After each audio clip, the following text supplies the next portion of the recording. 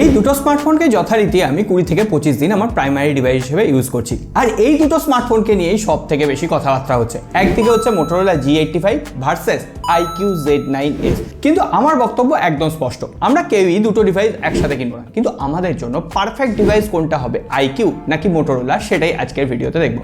প্রথমেই যদি আমরা ডিজাইন নিয়ে কথা বলি, Motorola এখানে premium leather back panel finish দিয়েছে, আর Motorola স্মার্টফোনটা বড় হলেও এটা যথেষ্ট হালকা। অন্যদিকে আমি যদি IQ Z9s এর কথা বলি, সেটা পেছনের দিকে সম্পূর্ণ পলিকার্বনেট রয়েছে, হাতের ফিঙ্গারপ্রিন্ট আসছে, যেটা Motorolaতে একদমই আসছে না। আর হ্যান্ড ফিলিং যেটা বলে না, সেটা Motorola অনেক বেশি প্রিমিয়াম, কারণ পেছনে যে লেদার ফিনিশ সেটা ফিল করা যাচ্ছে। অন্যদিকে একটু স্লিপারি ফিল হচ্ছে IQ Z9s এ। তো সেক্ষেত্রে IQ ফোন কিনলে আপনাকে সবসময় ব্যাক কভার দিয়ে ইউজ করতে হবে, না হলে এটা স্ক্র্যাচ পড়ে যেতে বাধ্য। অন্যদিকে Motorola যেহেতু লেদার ব্যাক প্যানেল ফিনিশ দিচ্ছে, সেটা কিন্তু একটু তাড়াতাড়ি নোংরা হয়ে যায়, সুতরাং একটু সাবধানে ব্যবহার করতে হবে। দুটো স্মার্টফোনেরই যে ফ্রেমটা দেওয়া হয়েছে সেটা পলিকার্বনেট। ওভারঅল যদি প্রিমিয়ামনেসের কথা বলা হয়, তাহলে অবশ্যই এক্ষেত্রে Motorola G85 এগিয়ে থাকছে। আর দুটো স্মার্টফোনের কোনোটাতেই কিন্তু 3.5mm হেডফোন জ্যাক নেই। তবে এখানে Motorola IP54 রেটিং অফার করছে, অন্যদিকে IQ Z9s এ IP64 রেটিং রয়েছে।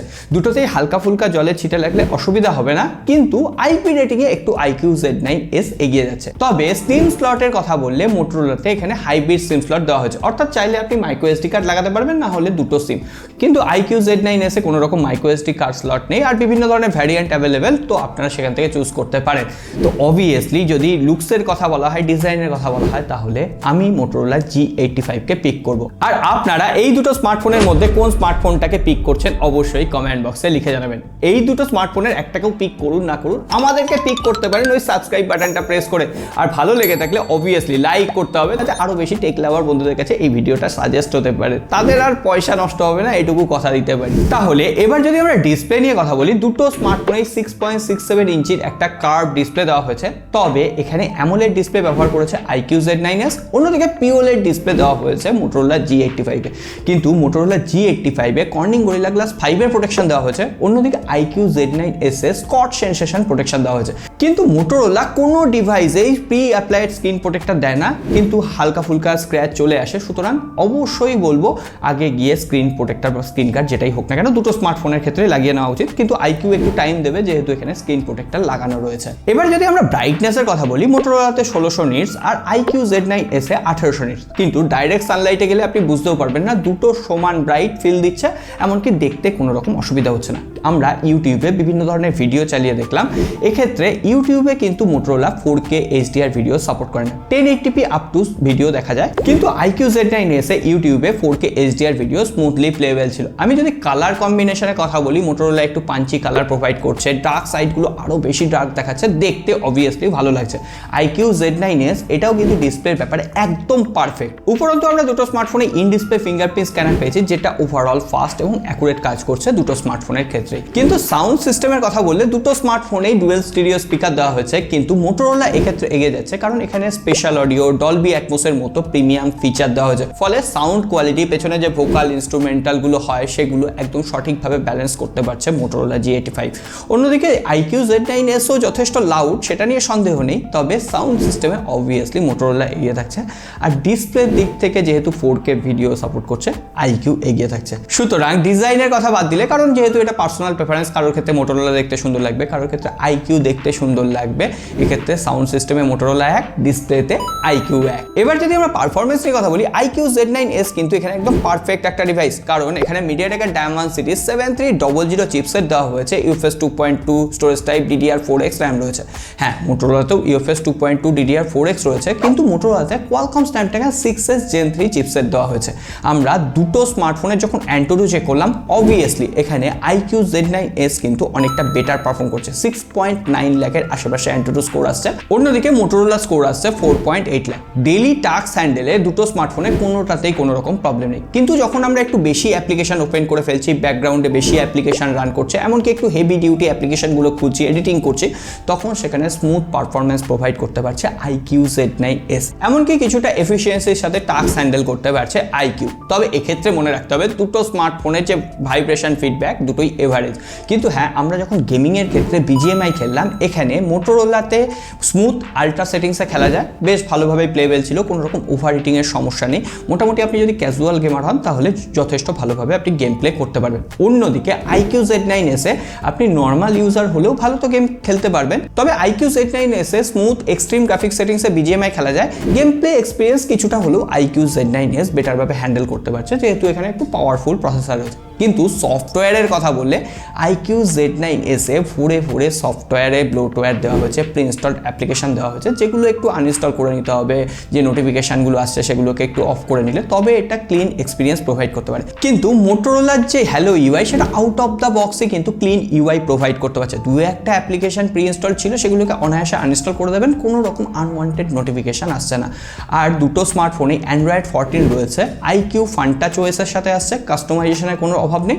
আর মোটোরোলা এখানে আসছে হ্যালো ইউআই এর সাথে, সেখানেও কোনো রকম কাস্টমাইজেশনের এখন অভাব নেই। ফিচার দেওয়া হয়েছে, আপনি ডুয়েল স্পেস ইউজ করতে পারবেন সিকিউর ফোল্ডারের ভেতরে, এমনকি আপনি চাইলে এখানে ফোল্ডার লক করা থেকে শুরু করে তারপরে মোটো কানেক্ট, এই সমস্ত প্রিমিয়াম ফিচার কিন্তু পেয়ে যাবেন। অলরেডি আমরা G85 যখন রিভিউ করেছি, সফটওয়্যার নিয়ে অনেক কথা বলেছি, সেই ভিডিওটা দেখে নেন।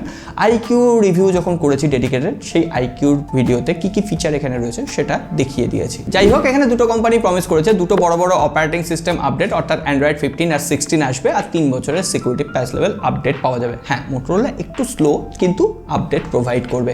মোটোরোলার ক্ষেত্রে 13টা 5G ব্যান্ডের সাপোর্ট রয়েছে, কিন্তু হ্যাঁ, এখানে IQ Z9s 8টা থাকলেও কোনো রকম 5G নেটওয়ার্কের প্রবলেম নেই, এমনকি ওভারঅল কল কোয়ালিটি থেকে শুরু করে নেটওয়ার্ক স্ট্রেংথ প্রত্যেকটার ক্ষেত্রে সুন্দর ছিল। ওয়াইফাই হটস্পট কোনোটাতে কোনো প্রবলেম আমি পাইনি। এই প্রাইস রেঞ্জে দুটো স্মার্টফোনের সব থেকে ইম্পর্টেন্ট পয়েন্ট হচ্ছে ক্যামেরা। তার আগে একটু ব্যাটারিটা ছুঁয়ে যায়। এখানে দুটো স্মার্টফোনে 5000 mAh ব্যাটারি রয়েছে, কিন্তু IQ Z9s এ 44 ওয়াটের চার্জার রয়েছে, অন্যদিকে মোটোরোলায় 33 ওয়াটের চার্জার রয়েছে। দুটো স্মার্টফোনই 1 ঘন্টার উপরে চার্জ করতে টাইম নিয়ে নিচ্ছে, কিন্তু হ্যাঁ, একবার চার্জ করলে আপনি নিশ্চিন্তে সারাদিনে ব্যাটারি ব্যাকআপ পেয়ে যাবেন। আইডল ড্রেনের প্রবলেম একটু IQ Z9s এ ছিল, কিন্তু আপডেটের পর সেটা সলভ হয়ে গেছে। দুটো স্মার্টফোনেই মোটামুটি 6.5 ঘন্টা আপনি হেভি ইউজেজের পরেও স্ক্রিন অন টাইম পেয়ে যাবেন, সুতরাং কোনো প্রবলেম নেই। এবারে যদি আমরা দুটো স্মার্টফোনের ক্যামেরা সেকশন নিয়ে কথা বলি, এখানে 50 মেগাপিক্সেলের ক্যামেরা দুটোতেই দেওয়া হয়েছে, তবে এখানে সনি লাইটিয়া 600 সেন্সর ব্যবহার করা হয়েছে মোটোরোলা G85 এ। অন্যদিকে সনি IMX 882 সেন্সর রয়েছে IQ Z9s এ। আমরা ডে লাইট বলুন, লো লাইট বলুন, স্টুডিও লাইট বলুন, বিভিন্ন ধরনের ছবি তুলে দেখেছি। প্রথমত মোটোরোলা G85 এ কালার একটু বুস্ট করে, তাতে কোনো রকম ক্ষতি নেই, সোশ্যাল মিডিয়া রেডি লাগে, স্ক্রিন টোন ঠিকভাবে মেনটেন করতে পারে, এমনকি এক্সপোজার কন্ট্রোল, যথেষ্ট কালার ম্যানেজমেন্ট ব্যালেন্স করতে পারছিল মোটোরোলা G85। কিন্তু IQ Z9s অতটা ভালোভাবে স্ক্রিন টোন মেনটেন করতে পারছিল না, এমনকি কিছু ক্ষেত্রে এক্সপোজার কন্ট্রোলও ঠিকঠাক নেই, ছবিগুলো একটু ফ্যাকাশে হয়ে যাচ্ছে। সুতরাং নর্মাল মোডের কথা বললে অবভিয়াসলি মোটোরোলা G85 এর ছবিগুলো বেশি আই ক্যাচি লাগছে। আমি বলবো মিড বাজেটে যদি পারফেক্ট ক্যামেরা স্মার্টফোন চান, তাহলে মোটোরোলা G85 আপনার জন্য বেটার চয়েস হতে পারে। কিন্তু হ্যাঁ, IQ Z9s এরও বেশ কিছু অ্যাডভান্টেজ থাকছে। প্রথমত এখানে 2x পোর্ট্রেট মোডে ছবি তোলা যাচ্ছে, তো সেক্ষেত্রেও H2S ডিরেকশনে বেশ কিছু প্রবলেম রয়েছে। অ্যাকচুয়ালি দুটো স্মার্টফোনেই ক্যামেরা রিভিউ তো আমরা করেছি ডেডিকেটেডভাবে, সেগুলো দেখে নিলে বুঝতে পারবেন। আমি এখানে বেশ কিছু ছবি অ্যাটাচ করে দিলাম, আপনারা ছবিগুলো পাশাপাশি রেখে কম্পেয়ার করলে এক ঝলকেই বুঝতে পারবেন মোটোরোলা এখানে অনেক শার্প ছবি ক্যাপচার করতে পারছে IQ Z9s এর তুলনায়। IQ Z9s এ 4K 30 fps এর রেয়ার ক্যামেরা দিয়ে ভিডিও শুট করতে পারবেন, তবে ফ্রন্ট ক্যামেরায় 1080p 30 fps এ শুট করা যাচ্ছে। অন্যদিকে মোটোরোলা G85 এ ফ্রন্ট বা রেয়ার দুটো ক্যামেরা দিয়ে আপনি 1080p 30 fps এ ভিডিও শুট করতে পারবেন। OIS এর সাপোর্ট রয়েছে, ওভারঅল ভিডিও ফুটেজও আপনাদের সামনে দিয়ে দিলাম। এছাড়াও মোটোরোলায় 32 মেগাপিক্সেলের সেলফি ক্যামেরা, IQ-তে 16 মেগাপিক্সেলের সেলফি ক্যামেরা, ওভারঅল ক্লিয়ারনেস, শার্পনেসের দিক থেকে কিন্তু মোটোরোলার সেলফি বেটার কাজ করছে। তো সেক্ষেত্রে একটাই কথা বলবো, ফটোগ্রাফির দিক থেকে মোটো G85 অনেকটাই এগিয়ে রাখছে। আর কোনো কথা বাড়ানোর দরকার নেই, এবার সোজাসুজি কনক্লুশন পার্টে আসি। ডিজাইনের কথা বলতে গেলে মোটোরোলা এগিয়ে থাকছে, পারফরমেন্সের কথা বলতে গেলে IQ এগিয়ে থাকছে। আবার যদি সফটওয়্যার পার্টের কথা বলি, তাহলে এই ক্ষেত্রে আবার মোটোরোলা মোটরোলা এগিয়ে যাচ্ছে। কি হাড্ডাহাড্ডি লড়াই হচ্ছে বলুন তো। কিন্তু ক্যামেরার ক্ষেত্রে আলটিমেটলি কিন্তু মোটরোলা G85 এগিয়ে যাচ্ছে। তো ওভারঅল আমি বলবো যাদের একটু পারফরমেন্স বেটার দরকার তারা IQ Z9s-কে চোখ বন্ধ করে ভরসা করতে পারেন। কিন্তু আপনারা যারা ক্যামেরাকে প্রায়োরিটি দিতে চান, একটা অলরাউন্ড পারফরমেন্স চান, একটু প্রিমিয়াম দেখতে স্মার্টফোন চান, তাদের জন্য মোটরোলা G85 অবভিয়াসলি বেটার।